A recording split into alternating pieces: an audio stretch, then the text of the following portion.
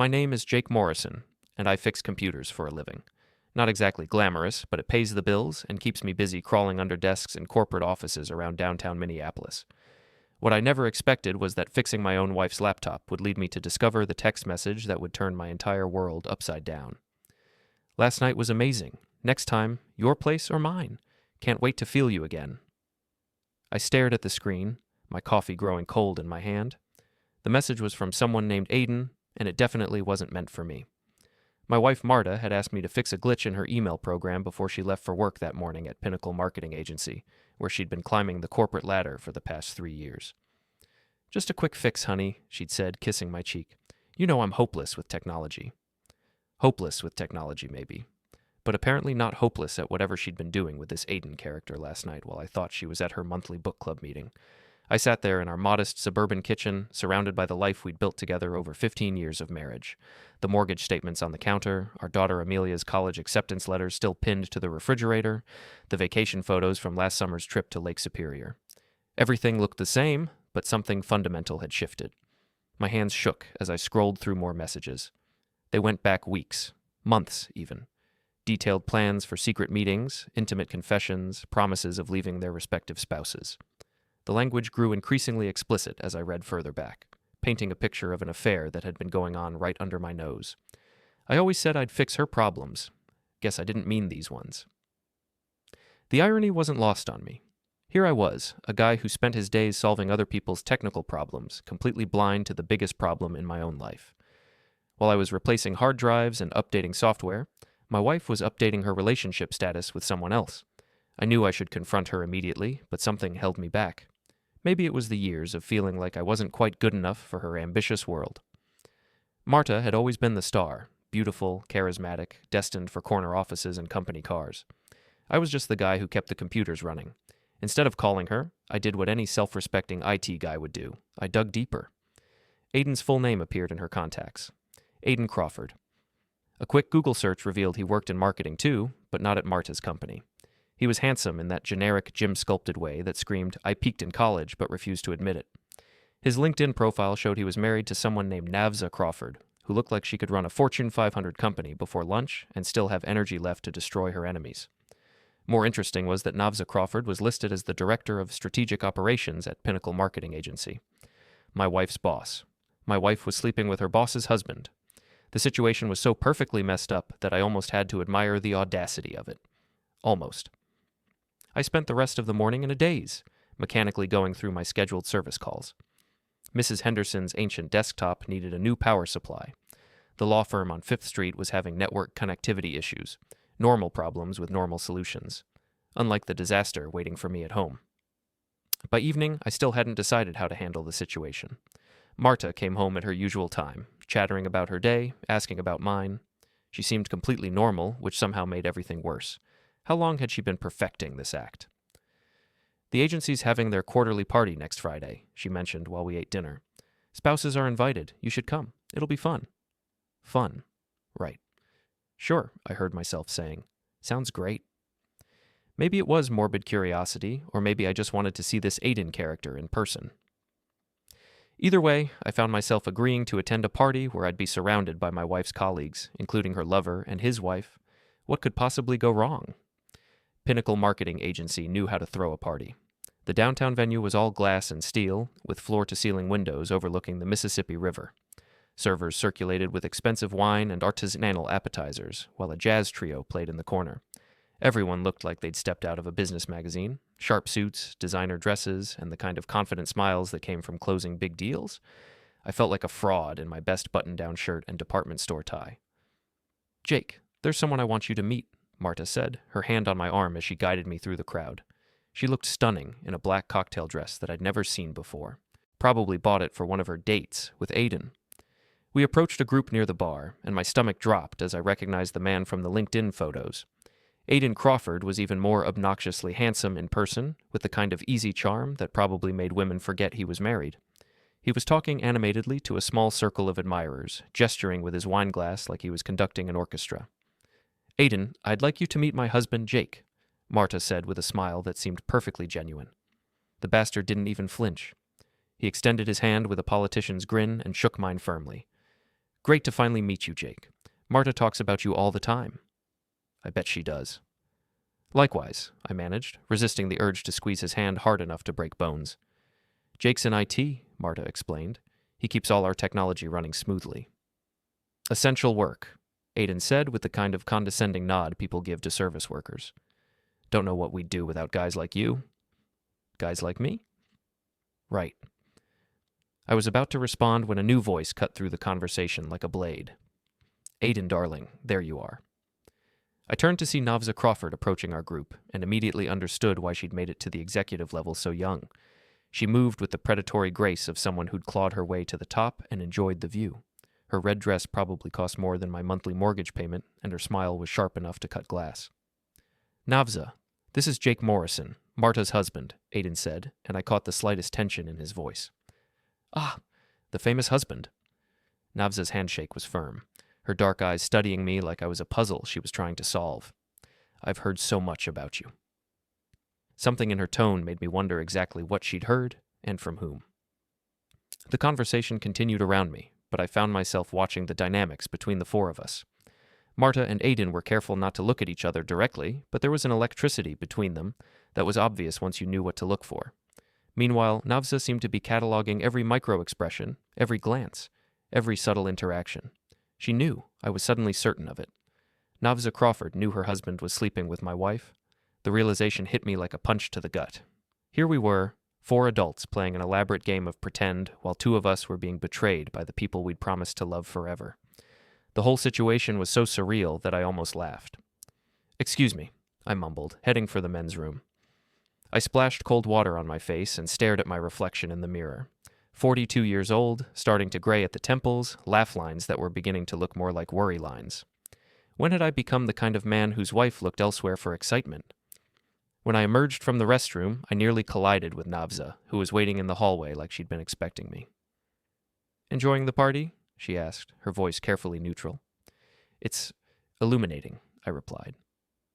She studied me for a long moment, then stepped closer. "Some people just don't know what they're missing," she said quietly, "but others see everything quite clearly." Before I could ask what she meant, she was gone, melting back into the crowd with the same predatory grace she'd arrived with. I returned to find Marta deep in conversation with Aiden and several other colleagues. They were laughing at something he'd said, and the way she touched his arm while she laughed made my chest tighten with rage. "I'm going to get some air," I told her. "Okay, honey, don't be long. They're about to do the awards presentation." I made my way to the parking garage, needing space to think. The cool evening air felt good after the stuffiness of the party, and I was finally starting to calm down when I heard footsteps behind me. "Leaving so soon?" I turned to find Aiden approaching, his earlier friendliness replaced by something harder. "Just getting some air," I said. "Good party, right? Navza really knows how to put on a show." He moved closer, and I caught the scent of expensive cologne mixed with wine. Must be nice, having a wife who's going places, moving up in the world. There was something in his tone that set my teeth on edge. "What's that supposed to mean?" "Nothing, man. Just saying Marta's got real potential. Smart woman, ambitious, the kind of person who knows what she wants and goes after it." The way he said it, the slight emphasis on certain words, made it clear he wasn't just talking about her career. "Stay in your lane, Jake," he continued, his voice dropping lower. "Some things are bigger than guys like us can handle." That's when I snapped. My fist connected with his jaw before I'd consciously decided to throw the punch. He stumbled backward, more surprised than hurt, wine spilling down his expensive shirt. "What the hell?" he shouted, touching his face.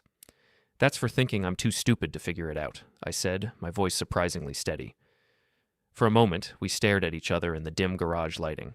Then Aiden straightened his tie, gave me a look that promised future consequences, and walked away without another word. I stood there for several minutes, my knuckles throbbing, wondering what I'd just set in motion. When I returned to the party, Marta was looking around anxiously. "There you are. Where did you go?" "Just needed some air. Ready to head home?" She studied my face. "Are you okay? You look strange." "Just tired. Long day." We said our goodbyes and left, making small talk on the drive home about her colleagues and the agency's upcoming projects. She seemed completely normal, which somehow made everything worse. How was she so good at compartmentalizing? How long had she been living this double life? That night, as she slept peacefully beside me, I stared at the ceiling and wondered what my next move should be. I could confront her directly, but what would that accomplish? She'd deny it, probably, or worse. She'd admit it and ask for a divorce. I wasn't ready for either of those conversations. Instead, I found myself thinking about Navza Crawford and her cryptic comment in the hallway. Others see everything quite clearly. What had she meant by that? I was about to find out. The email arrived 3 days later, sent to my personal account from an address I didn't recognize. Your wife is on a date with my husband. Want proof? Check your inbox. Attached was a photo that made my blood run cold. Marta and Aiden sitting in a booth at Romano's, an upscale Italian place downtown. They were leaning close together, and his hand was clearly visible on her thigh under the table. The timestamp showed it had been taken the previous evening. The same evening Marta had told me she was working late on a presentation. The sender's identity became clear with the second email, which arrived an hour later. We should talk. NC. Navza Crawford wanted to meet. Part of me knew this was a terrible idea. Getting involved with my wife's boss, especially under these circumstances, was asking for trouble. But the rationale part of my brain was being overwhelmed by something darker, a cold fury that had been building since I'd discovered that first text message. I agreed to meet her at a coffee shop in Uptown, far from both our usual haunts. She was already there when I arrived, sitting in a corner booth with perfect posture and a cup of black coffee. Even in casual clothes, dark jeans, and a cream sweater, she radiated the kind of authority that made people instinctively straighten their spines. Thank you for coming, she said as I sat down across from her. Thank you for the photos. Though I have to ask, why are you helping me? Her smile was sharp as a knife. Who says I'm helping you? Maybe I'm helping myself. She leaned forward slightly, her dark eyes fixed on mine. How long have you known? About a week. You? 3 months. I hired a private investigator after I started noticing changes in Aiden's behavior, late nights, mysterious phone calls, new cologne. She took a sip of her coffee. The investigator was very thorough. 3 months? And you didn't say anything? To whom? My cheating husband? Your cheating wife?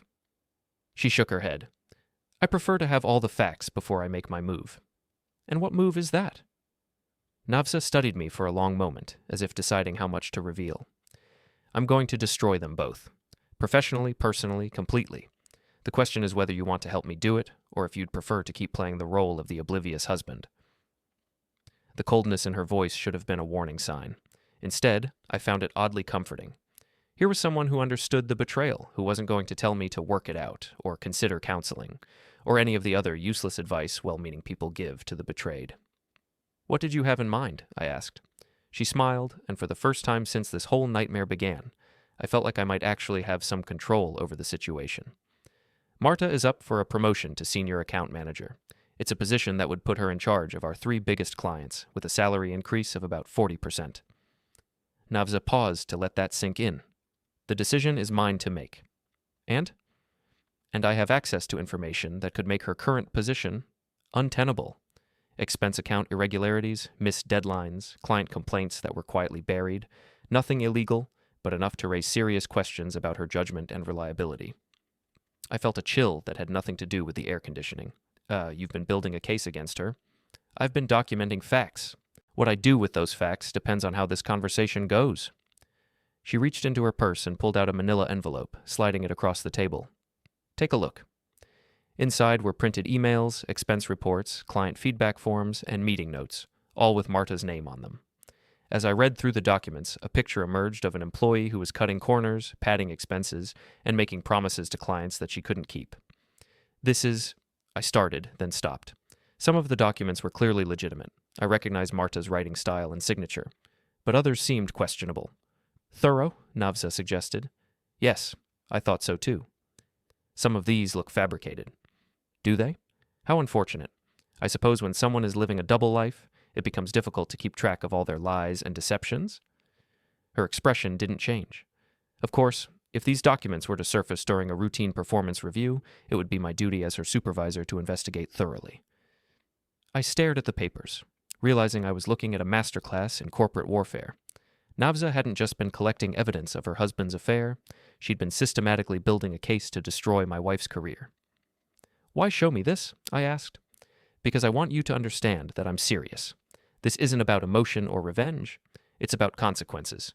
Your wife chose to sleep with my husband, now she gets to live with the results of that choice. She leaned back in her chair, studying my reaction. The question is, what are you going to do about Aiden? What do you mean? I can handle Marta professionally, but Aiden? He needs a different kind of lesson, something more personal. Her smile turned predatory. I thought you might have some ideas. I should have walked away right then. Should have told her I wanted no part of whatever twisted game she was playing. Should have gone home and confronted my wife like a normal person. Instead, I found myself asking, what did you have in mind? Over the next 2 weeks, Navza and I met 3 more times, always in different locations, always careful not to be seen together. She was methodical in her planning, approaching our mutual revenge with the same strategic thinking that had made her successful in business. The key, she explained during our second meeting, is to make them destroy themselves. We're just providing opportunities. She'd done her homework on Aiden's weaknesses. He had a gambling problem that he'd hidden from her for years, regularly betting on sports through an offshore website. He was also vain about his appearance, spending hundreds of dollars monthly on personal trainers, hair treatments, and designer clothes. Most importantly, he was careless with his phone and computer passwords. He uses the same password for everything, Navza said with disgust, the name of his college girlfriend followed by his graduation year. Pathetic? Really. My role was simpler, but no less satisfying. I had access to Marta's laptop and phone whenever she was home, and she trusted me completely with her technology. Why wouldn't she? I was just her harmless IT husband. The plan was elegant in its simplicity. We would use their own devices and accounts against them, creating a trail of evidence that would make their affair impossible to deny or dismiss. More importantly, we would document Aiden's gambling and Marta's increasingly reckless behavior at work. The beauty of it, Navza explained, is that we're not really creating anything false. We're just, highlighting patterns that already exist. I started small. A few screenshots of Aiden's betting history, saved to a cloud account that Navza could access.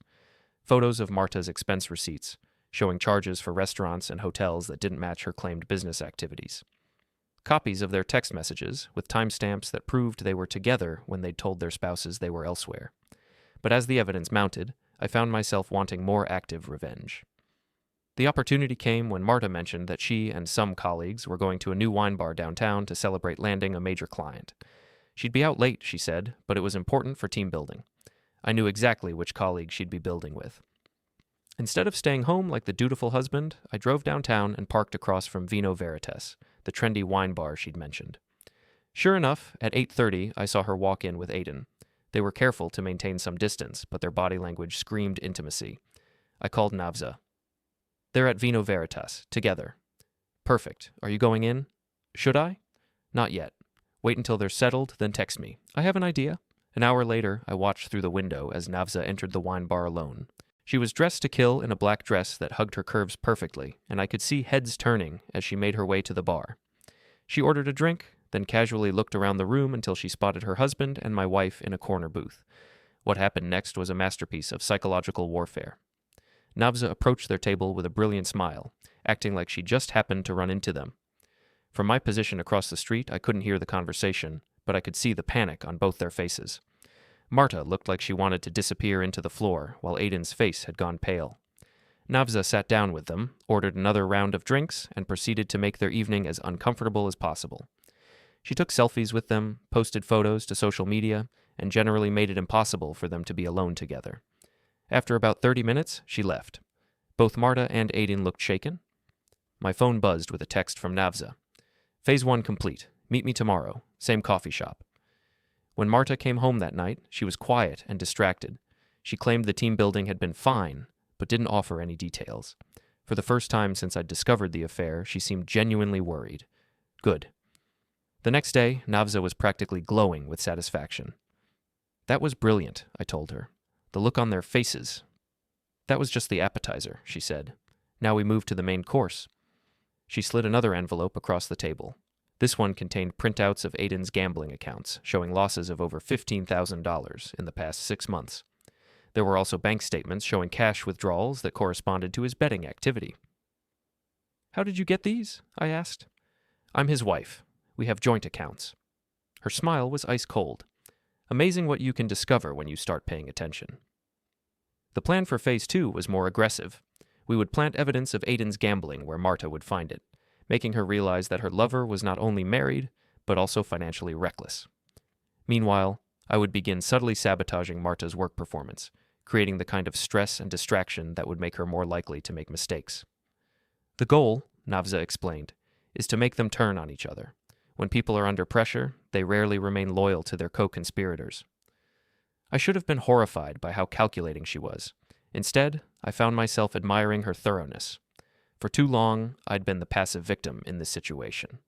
Working with Navza made me feel like I was finally taking control. "There's one more thing," she said as we prepared to leave. "The agency's summer gala is next month. It's our biggest event of the year. Clients, board members, local media. Everyone who matters will be there. Okay? I want you to be my date." I stared at her. "What?" "Think about it. Your cheating wife will be there with her colleagues, probably planning to sneak away with my husband at some point during the evening. Meanwhile, you'll be there with me, showing everyone that you've moved on. The psychological impact will be devastating." "Won't people think it's strange? You're her boss." "I'm a recently separated woman who's tired of being betrayed. You're a wronged husband who deserves better. People love that narrative." She stood up, gathering her purse. "Besides, by then, Marta's position at the agency will be tenuous at best." As I drove home, I thought about how much my life had changed in just a few weeks. I'd gone from being a betrayed husband drowning in self-pity to being an active participant in an elaborate revenge scheme. It should have felt wrong. Instead, it felt like the first honest thing I'd done in years. The Riverside Convention Center had been transformed into something out of a magazine spread. Crystal chandeliers cast warm light over tables draped in white linen, while a string quartet played softly in the background. The agency had spared no expense for their annual gala, and the result was elegant enough to impress their most demanding clients. I stood near the entrance in my best suit, waiting for Navza and trying to ignore the looks from people who recognized me as Marta's husband. Word had gotten around that we were having problems, a rumor that Navza had carefully cultivated over the past few weeks. When she arrived, the effect was immediate. Conversation stopped mid-sentence as heads turned to watch her make her entrance. She wore a stunning red gown that probably cost more than my monthly salary, and she moved with the confidence of someone who owned the room. "Sorry I'm late," she said, taking my arm. "Last-minute crisis with the caterers." "You look incredible," I told her, and meant it. "Thank you. You clean up pretty well yourself." She surveyed the room with the eye of a general planning a battle. "Are you ready for this?" Before I could answer, I spotted Marta across the room. She was talking to a group of clients, but her eyes were fixed on us with an expression of pure shock. She looked beautiful in a navy blue dress, but there was something brittle about her smile, something desperate in the way she kept glancing toward the exits. "She knows," I murmured. "Of course she knows. I made sure she knew." Navza's smile was sharp as a blade. "I sent out the guest list this morning with a note about bringing spouses and significant others. Your name was listed as my +1. The psychological warfare had begun before we'd even entered the building. As the evening progressed, I found myself enjoying the role more than I'd expected. Navza was an excellent companion, intelligent, funny, and devastatingly beautiful. She introduced me to board members and major clients as if I belonged in their world, and for the first time in years, I felt like someone actually valued my presence. Meanwhile, Marta looked increasingly miserable. She kept trying to catch my eye, but I ignored her, focusing my attention on Navza and the fascinating people she introduced me to. Every time I laughed at something Navza said, every time I placed my hand on her back or leaned close to whisper in her ear, I could feel Marta's stare burning into me from across the room. "She's coming over," Navza murmured during a lull in conversation. I turned to see Marta approaching our table, her face a mask of forced politeness. Behind her, looking distinctly uncomfortable, was Aiden. "Jake," Marta said, her voice tight with strain. "I didn't expect to see you here." Navza was kind enough to invite me. She thought I might enjoy meeting some new people. I smiled blandly. "You remember Navza, don't you? Your boss?" "Of course. Hello, Navza." "Marta, you look lovely tonight." Navza's tone was perfectly professional, but there was steel underneath the politeness. "I don't believe you've met my husband, Aiden." The introduction was surreal. Here we were, 4 people whose lives were completely entangled, pretending to be casual acquaintances. Aiden shook my hand with the same fake enthusiasm he'd shown at the first party, while Marta made stilted small talk about the venue and the food. "Well," Marta said after a few minutes of torture, "we should let you get back to your evening, enjoy the rest of the party." As they walked away, I caught Aiden grabbing Marta's elbow and saying something urgent in her ear. She shook him off angrily, and for a moment their careful facade slipped. Several people nearby noticed the interaction, and I saw them exchanging meaningful glances. "Perfect," Navza murmured. "The cracks are starting to show." The real fireworks began during the awards presentation. Navza had been asked to present the Employee of the Year award, and she took the stage with the poise of someone born to command attention. "This year's recipient," she began, "represents everything we value at Pinnacle Marketing: dedication, integrity, and the kind of professional excellence that our clients have come to expect." She paused, letting the suspense build. "However, I'm afraid I have some disappointing news to share.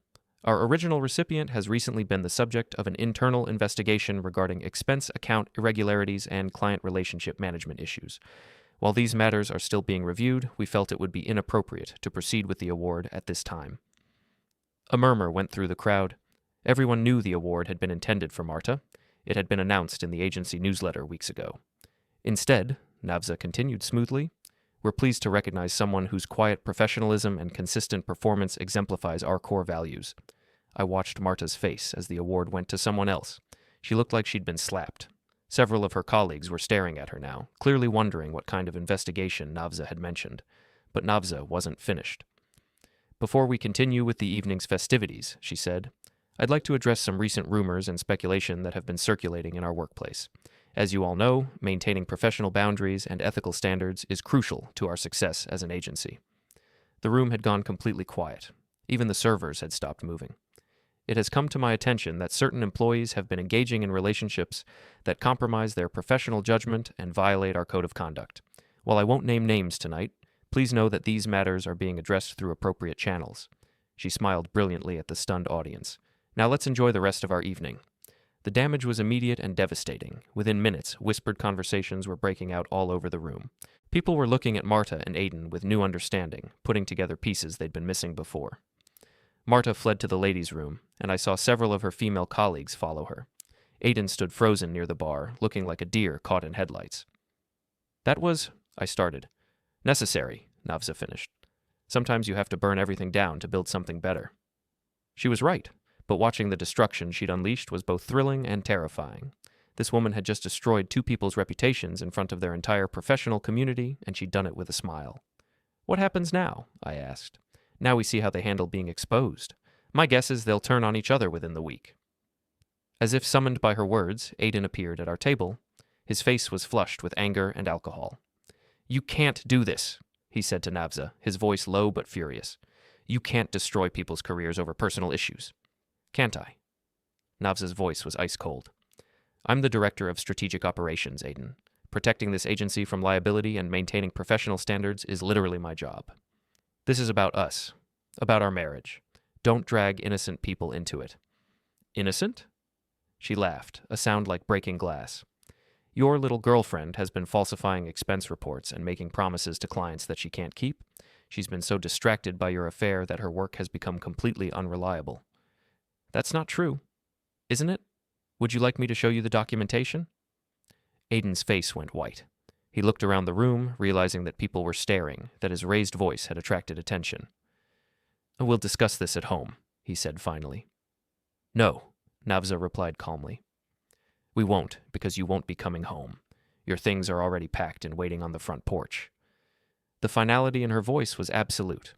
Aiden stood there for a moment longer, then turned and walked away without another word. I watched him go, feeling a mixture of satisfaction and unease. The revenge was everything I'd wanted, but seeing it play out in real time was more intense than I'd expected. "Are you okay?" I asked Navza. She smiled, but for the first time all evening, it looked genuine rather than predatory. "I'm perfect," she said. "For the first time in months, everything is exactly as it should be." As the evening wound down, I found myself thinking about what came next. The immediate goal had been accomplished. Both Marta and Aiden had been publicly humiliated and professionally destroyed. But what did that mean for my marriage? For my life? "Come home with me," Navza said as we waited for the valet to bring her car. I looked at her, this beautiful, dangerous woman who had helped me orchestrate the perfect revenge. A few hours ago, the invitation would have been tempting. Now, with the adrenaline wearing off, I was starting to see the situation more clearly. "I don't think that's a good idea," I said. "Why not? Your wife certainly didn't have any qualms about sleeping with my husband." "Because this isn't about them anymore. It's about who I want to be." She studied me for a long moment, then nodded slowly. Fair enough. But Jake? Yeah? Don't go back to being the victim. You're better than that. As I drove home through the empty streets, I thought about her words. She was right. I was better than the man who had discovered that first text message and done nothing. But I was also better than the man who had spent the evening destroying people's lives for the sake of revenge. The question was, who did I want to be tomorrow? I came home to find Marta sitting at our kitchen table, still in her gala dress, with a bottle of wine and 2 glasses in front of her. She looked up when I entered, her eyes red from crying, but her expression determined. We need to talk, she said. Do we? Please, sit down. I remained standing, leaning against the doorframe with my arms crossed. After everything that had happened tonight, I wasn't in the mood to make this easy for her. How long have you known? She asked. About you and Aiden? Weeks. About what Navza was planning? Not long enough to stop it. She winced. I suppose I deserve that. You suppose? Marta poured herself another glass of wine with shaking hands. I know you're angry. I know you have every right to be. But what happened tonight, that was cruel, Jake. Destroying my career, humiliating me in front of everyone I work with. I didn't destroy your career, Marta. You did that when you decided sleeping with your boss's husband was more important than your professional reputation. It wasn't like that. What was it like then? Enlighten me. She was quiet for a long moment, staring into her wine glass like it held the answers she was looking for.